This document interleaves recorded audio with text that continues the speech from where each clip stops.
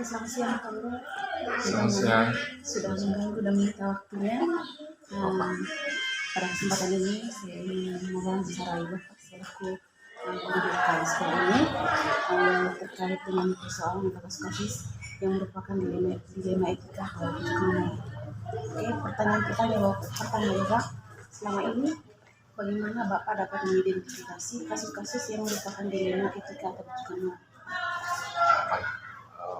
Untuk mengidentifikasi persoalan atau masalah, apakah itu rujukan moral atau etika, tentunya sebagai guru bimbingan asli, saya menerapkan langkah-langkah atau teknik-teknik konseling untuk menggali.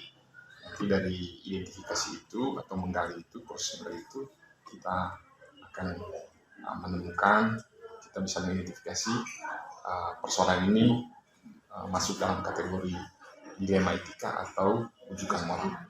Oh ya, baik. Pertanyaan berikutnya Bapak, selama ini bagaimana Bapak menjalankan pengambilan keputusan di sekolah Bapak, terutama untuk kasus-kasus di mana ada dua kepentingan yang sama-sama benar atau sama-sama mengandung nilai kebajikan? Ya.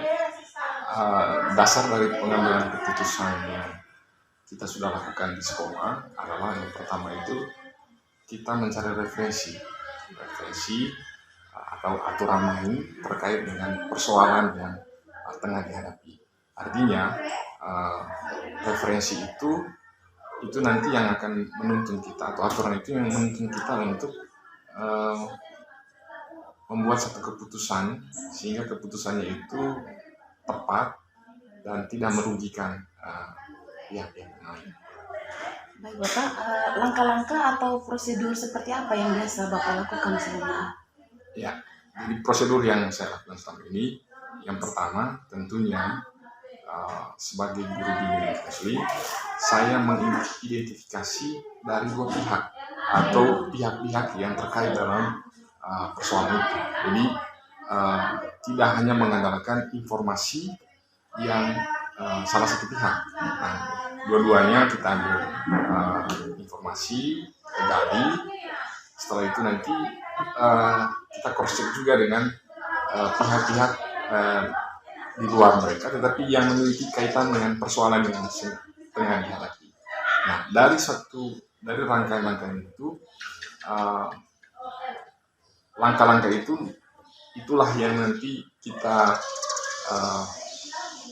menjadikan rujukan dalam penyelesaian persoalan. Nah, pengalaman selama ini kita mengarahkan peserta didik ataupun rekan guru untuk mengenal bahwa mereka sendiri yang mengambil keputusan, mereka sendiri yang menyadari bahwa ini bagian yang salah dari yang saya lakukan atau hal yang keliru yang saya lakukan sehingga persoalan ini timbul. Jadi di akhir nanti betul-betul ada kesadaran dari semua pihak bahwa mereka memaafkan dan juga mau memaafkan dan meminta maaf, sehingga itu proses akhir dari langkah-langkah ini. Oke, baik Bapak, hal-hal apa saja yang selama ini Bapak anggap efektif dalam mengambil keputusan pada kasus-kasus dilema etika? Ya, jadi poin penting yang menjadi catatan saya selama saya bertugas di SMP Negeri 1 Indonesia ini adalah yang pertama tadi itu, bahwa saya mendengarkan dengan penuh semua pihak yang terlibat dalam persoalan. Yang kedua, rujukan atau referensi dan pertimbangan-pertimbangan lain yang nanti sudah kita pikirkan sebelumnya. Dan yang terakhir tentunya pendekatan-pendekatan humanis dari hati ke hati yang saya coba terapkan sebagai guru bimbingan asli. Oke, selanjutnya Bapak, hal-hal apa saja yang selama ini merupakan tantangan dalam pengambilan keputusan pada kasus-kasus dilema etika ini? Ya, di kasus-kasus dilema etika, hal yang menjadi tantangan terberat saya adalah ketika ini menyangkut masa depan. Ya, masa depan peserta didik. Contoh, baru-baru ini ada anak yang sudah berapa hari putus sekolah, maksudnya sudah menyatakan diri untuk putus sekolah. Secara aturan peserta didik ini harus sudah tidak memenuhi syarat. Tetapi ketika kita melihat bahwa setelah saya melakukan identifikasi bersama teman-teman dari kelas, kita menemukan bahwa keputusan anak ini keputusan yang gegabah. Nah, dengan pertimbangan-pertimbangan tertentu demi masa depan anak ini, mau tidak mau kita akan mengabaikan saja dulu aturan itu. Artinya selama anak ini bisa mau kembali ke sekolah dan tentunya mengubah hal-hal yang sudah ia lakukan sebelumnya, terutama aktivitas-aktivitas yang membuat dia memutuskan diri untuk tidak sekolah. Jadi hal itu yang menjadi tantangan. Selanjutnya, apakah Bapak memiliki sebuah tata cara atau jadwal tertentu dalam sebuah penyelesaian kasus dilema etika? Apakah Bapak langsung menyelesaikan di tempat atau memiliki sebuah jadwal untuk menyelesaikan? Bentuk atau prosedur seperti apa yang Bapak jalankan? Ya, jadi kalau berkaitan dengan kasus-kasus yang sifatnya dilema etika, saya terkadang membutuhkan waktu sebagai bahan persiapan saya, bahan identifikasi saya. Jadi tergantung skala besarnya persoalan itu. Jadi kalau persoalan itu kita anggap bahwa langsung mudah diputuskan bersama, maka istilahnya itu adalah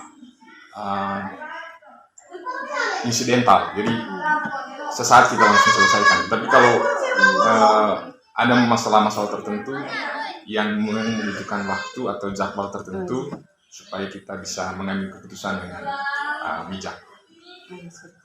Oke, selanjutnya Bapak, adakah seseorang atau faktor-faktor apa yang selama ini mempermudah atau membantu Bapak dalam mengambil keputusan dalam kasus dilema etika ini? Ya, jadi tentu sebagai guru kita ada jenjang atau hierarki. Jadi rekan-rekan guru, baik itu guru mata pelajaran, guru berkelas, kesiswaan, kurikulum, dan semua yang ada, terutama pimpinan, itu menjadi faktor penting juga. Karena sebelum kita melakukan suatu pengambilan keputusan, data-data dari semua pihak itu harus disatukan menjadi dasar agar keputusan itu tidak mudah tidak mudah diubah di tengah jalan. Jadi sebelum kita sampai pada kesimpulan akhir, data-data dari semua pihak seperti yang saya sebutkan tadi itu menjadi hal penting sebagai rujukan dan masukan dalam mempertimbangkan suatu persoalan. Oke, baik Pak. Dari semua hal yang telah disampaikan, pembelajaran apa yang dapat Bapak petik dari pengalaman Bapak dalam mengambil sebuah keputusan dilema etika? Ya. Sebagai pembelajarannya, yang pertama tentunya kita harus punya niat baik, bahwa niat baik itu akan mendorong terciptanya ide-ide atau hal-hal yang mungkin tidak dipikirkan sebelumnya. Dan yang kedua, kolaborasi dari semua pihak, memberikan informasi, memberikan data secara objektif, itu juga akan mempengaruhi pengambilan keputusan dalam menyelesaikan soal-soal itu. Jadi hal yang menarik atau refleksi saya selama menjalankan tugas ini, yang pertama niat, yang kedua kolaborasi, dan yang ketiga saya sebagai guru bimbingan konseling untuk tidak terpengaruh dengan informasi-informasi yang informasi-informasi yang tidak kredibel dalam pengambilan keputusan. Jadi harus berdasarkan data yang real, itu menjadi patokan. Oke, baik Bapak, terima kasih untuk waktunya. Terima kasih sudah berbagi pengalaman terkait dengan identifikasi kasus-kasus terkait dengan dilema etika. Selamat siang. Baik, selamat pagi. Baik, minta maaf dalam kesempatan waktunya. Saya datang ke sini mencoba terkait bagaimana mama selaku wakil kepala sekolah ya, wakil kepala sekolah di sini karena kebetulan sekolah yang tidak ada dalam mengambil keputusan terkait dengan kasus-kasus yang dilakukan etika dan rujukan moral. Oke, pertanyaan pertama Mama, selama ini bagaimana Anda dapat mengidentifikasi kasus-kasus yang merupakan dilema etika dan rujukan moral? Terima kasih Ibu. Kebetulan saya pelajar kelas 1 saya pernah mengambil satu kasus seorang anak dengan mencoba vaksin. Jadi dia kasus dia yang besar, tapi dia banyak vaksin sudah seminggu, tidak muncul kesukaan teman-temannya, sakit lagi. Sudah dari situ akhirnya saya panggil orang tua. Pertama pertama bapaknya sakit. Sakit apa? Tidak pernah berobat. Belum. Makanya ibu kalau saya berdoa apa? Kenapa ibunya sakit? Sakit takut. Jadi saya sampaikan kepada orang tua. Ini sudah sekian minggu. Waktu masuk sekolah barangkali dia sekolah membawa surat kami lagi ketika menurun dari uji sekolah dengan salah satu pengajar kemudian di sana mereka tidak langsung bahwa ini bukan sakit fisiknya tapi mental itu makin dia lebih sakit bukan saja masuk sekolah itu sudah jadi mencoba dalam ujian dalam bisa itu ujian kita bimbing ini dari 2 kali berhasil datang sekolah terus tidak pernah datang lagi tapi lagi pernah pindah ke sekolah lain.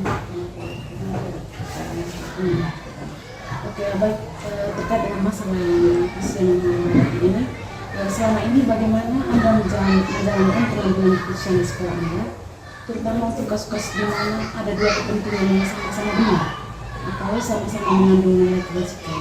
Kira-kira bagaimana? Terima kasih. Di sini saya tidak sendiri, saya sampaikan dengan guru. Semua kami melakukan sama-sama dan saya akan bisa menghasilkan hasil.